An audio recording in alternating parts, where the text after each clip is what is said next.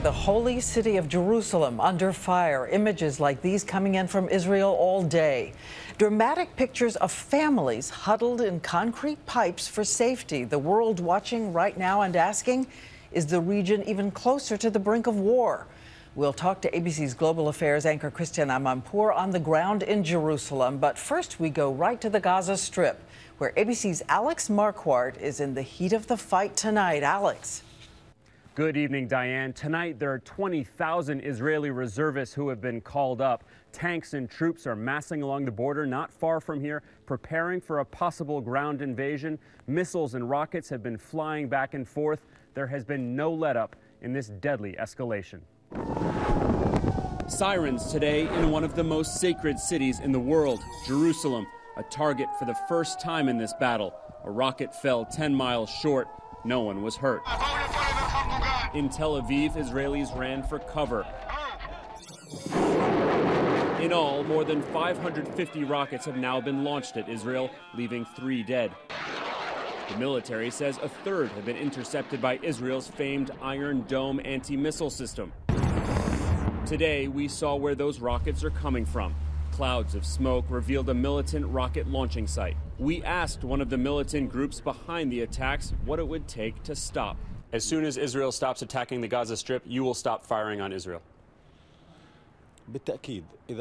Of course, he said, we wouldn't fire rockets if Israel wasn't killing us. For days, there has been almost no let-up in the Israeli warplanes' hammering of Gaza.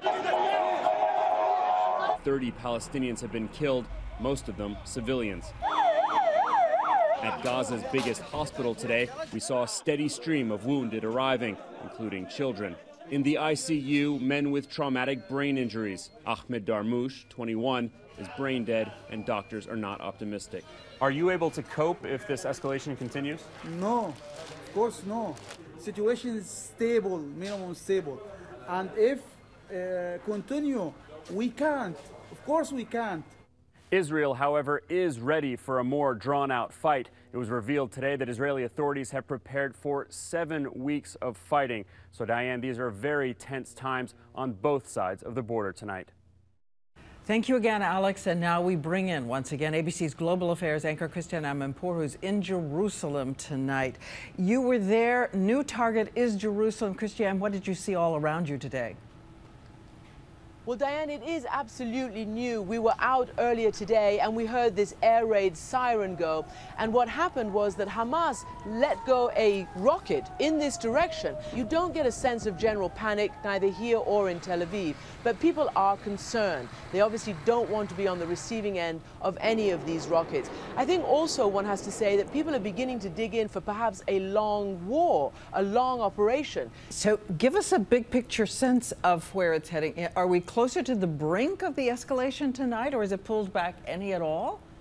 I don't think it's pulled back any at all. They've already started closing roads around Gaza, and everybody wants to know, what does that mean? People expect that there will be some kind of ground operation, but nobody knows quite when.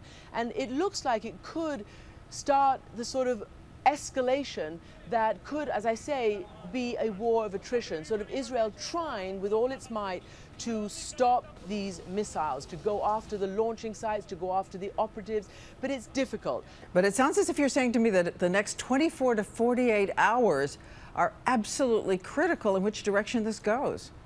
Diane, I think that's absolutely right. The next 24 to 48 hours will be critical to see which way this goes. If there are more long-range rocket attacks, if they do target Jerusalem, if they do inflict heavy casualties in places like Tel Aviv, well, that will change the equation, no doubt.